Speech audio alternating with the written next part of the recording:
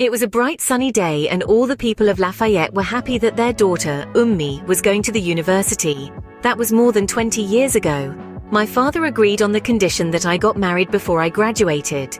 That was another story. My husband, your father, agreed we should marry even before I went for my registration. So for me and members of the community, it was double celebration of sorts. I didn't know how right my husband was until I set foot into the university. The first thing that struck me was the carefree attitude of the people there. Everybody was going about their business without an apparent care in the world. What was even more striking was that it was difficult to tell who was a student and who was a teacher. I mean, in my secondary school, we all had uniforms as students. Only the teachers were allowed to come in their private dresses. Wait, Mum, you mean I would not be required to wear uniforms again? Sadly not for you, my learned friend. You people at the Faculty of Law have what they call dress code, which comprises black trousers, white shirts and black neckties for boys and ditto for girls, except that in place of trousers the girls wear skirts. But even that is during classes only. It is not so bad after all.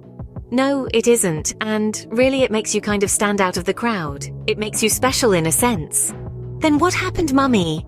Jamila asked. What happened where? After you noticed that students and staff were not dressed differently. My dear Jamila, I didn't say they were not dressed differently. I said the students were not required to wear uniforms. As for difference in dressing, that was one of the first things you would notice. And Omar, you'd better pay attention here. The way the girls in the university dress leaves very little to the imagination. What does that mean? Bint asked. It means they dress almost naked. This is very serious, Mum, and the university allows that. In my school, for just wearing the wrong color of sandals, you would be sent home. Bint, your school is a primary school now. You cannot compare it to the university. I know Bint is wondering, discipline and decency should be permanent aspects of human character. They should not be limited to a certain level or category of schooling, Omar said. This interruption would not help us children. I thought I was telling you about my reaction to this freedom of dressing when I first entered the university. No more interference, please. Let me tell you guys our experience with Salma. Salma was a fair-complexioned girl, tall, slim and rather busty. That last was obvious to see even to some of us who were recently married. The tight-fitting clothes she wore made you wonder how long it took her to wiggle herself into them. She had on very dark sunshades which accentuated her formidable appearance. The young men around were openly ogling her while the few of us ladies belonging to the old school even then pretended not to notice her. We were at the faculty registration office. The lecturer in charge had taken ages to come, and when he did, he was taking eternity to start. No one entered the office after him, and we stood in the queue for like an hour without movement. This Salma of a girl had come barely 15 minutes, and she was all over the place grumbling about the ineptitude of the registration officers, the so-called university lecturers. They are, all of them, inconsiderate, she declared. They are so heartless it is hard to imagine they have children at home. She was last on the queue, but would not stay at her place. One young man addressed her politely and said, "Young lady, some of these people have been here for far longer than you have been, and are patient enough to wait for the lecturer to get ready so they could all proceed to the next level of the registration exercise. You don't know these people as I do," Salma said. "If you wait here, that is how they would keep you till dusk doing nothing. They have nothing to do but to frustrate you. They are like the policemen at the checkpoint. If they stop you with unnecessary queries, it is not so much because they want bribe, this is a given, but sometimes they want to delay you as long as possible to keep them company till the next vehicle arrives. It can be so lonely manning the road as a policeman." "You mean there is no difference between your lecturers and the policemen on the road?" the young man asked. "They are all the same. In fact, you are better off with the policeman because at once you know where you are with him. Whether you are right or wrong, just grease his palms and he would allow you to pass. With lecturers, you do not even know where you stand. As a boy, they would ask you for money. As a girl, they would ask you for a date. Just like that." "What do you mean, just like that?" "Of course, it is in return for a favor desired. Like the monkey in this office, whoever he is. I mean, you cannot just leave people standing on the queue while you are inside doing nothing. So if I have the opportunity, I would just go in, give him 2,000 or 3,000 Naira to pocket, and he would attend to me." "You are sure about that, my dear?" "Sure. But why are you asking me so many questions? Salma removed her sunshades and looked intently at the young man interrogating her. I just find your allegation a trifle sweeping, too general if you ask me. You don't know these lecturers as I do. This is not my first university, you know. I can imagine, the man said. Just now you were saying if we allow you to go in, you could influence the man to get the registration process started. Yes, please. Money moves mountains, Salma said. I thought it was faith in the original. Never mind, Salma said, putting her glasses back on. The man cleared his throat and addressed us. Ladies and gentlemen, can we please allow this? What is your name? He turned to Salma. Salma Mohammed. Ladies and gentlemen, can we please allow Salma Mohammed here to precede us to see the lecturer so that the registration can get started? Yes, we all answered in unison. Just then, the lecturer's door opened and the man inside came out with a wet duster in his hand. He turned and locked the office. We all kept quiet, baffled. The office is ready now, sir, the man said, turning to address no other person than the young man who had been engaging Salma in conversation. I did not understand what was happening at first. No one did. Meanwhile, Salma had removed her glasses for the second time and was looking at the young man strangely, speechlessly. Comprehension dawned on us almost at once. Everybody kept quiet. The man with the duster stretched out his hand and gave the young man the office key. Thank you, John, the young man said. Is there anything more you want me to do, sir? No, John. Just try to be faster with the cleaning job. It is not good to keep our new students waiting, you know. I am sorry, sir. I am sorry, my dear students. John turned and hurriedly walked away from the scene. All eyes were now on the young lecturer who had all along been staying with us and was enduring what we were going through as his office was being cleaned. As for Salma, she just stood there shivering like some rain-drenched chicken.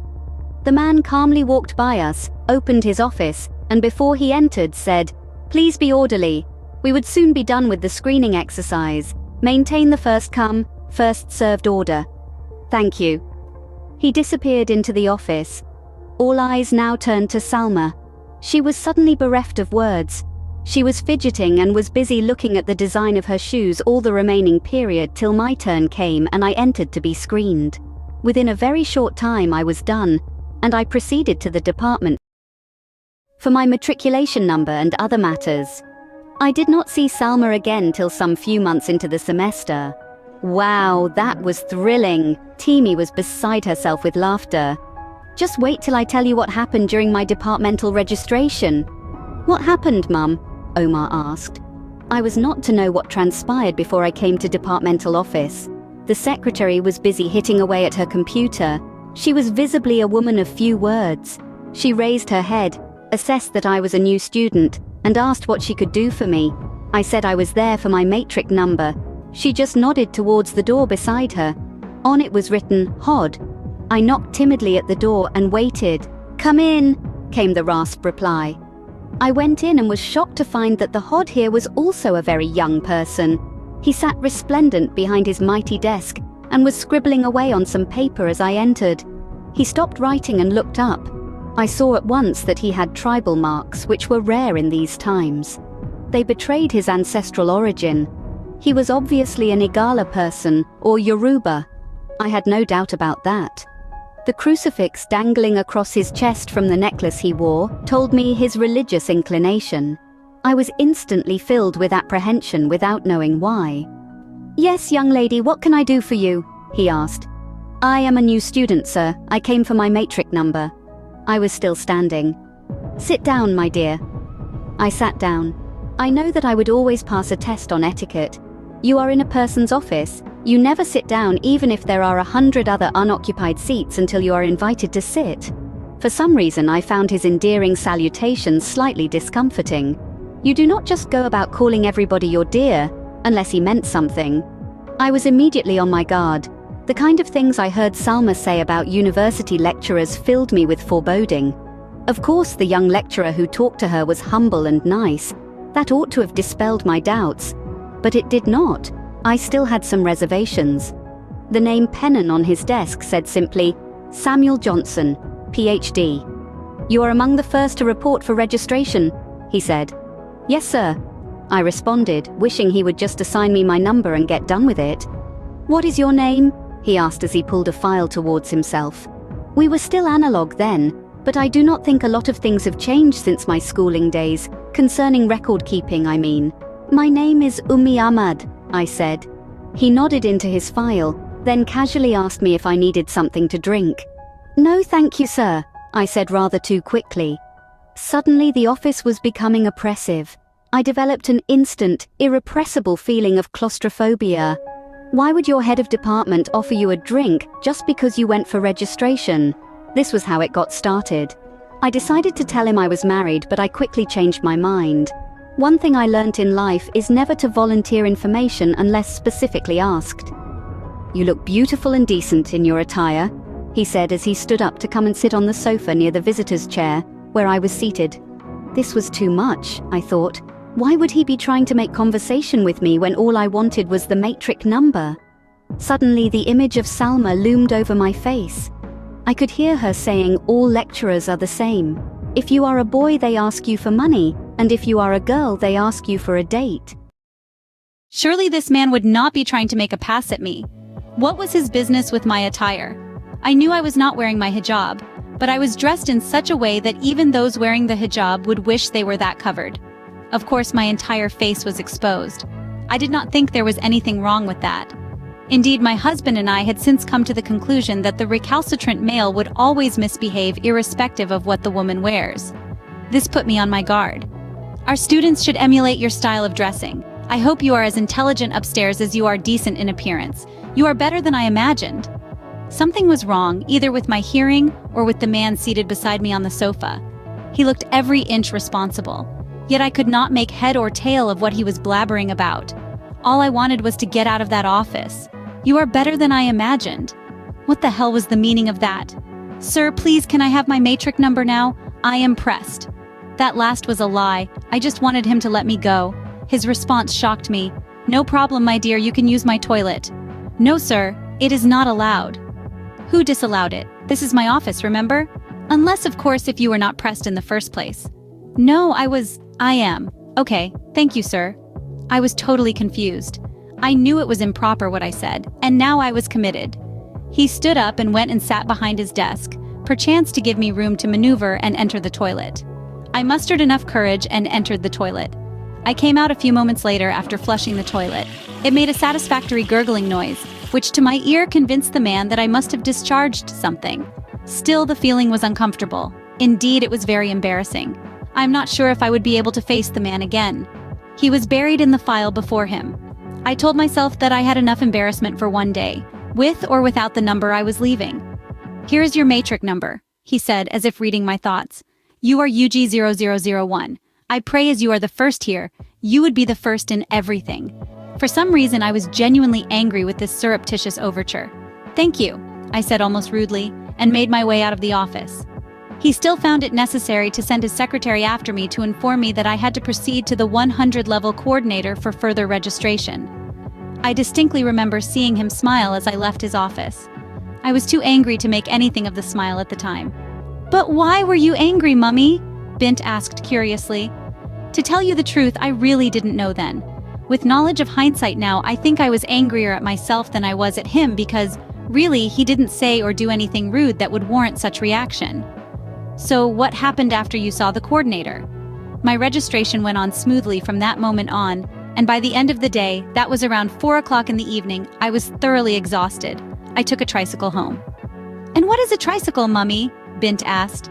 "Cakey nay pep," Timmy replied her curtly. "Continue, Mummy." By the time I got home, your father was not yet back from the office. I hurriedly prepared his dinner, which he normally took early, and had my bath.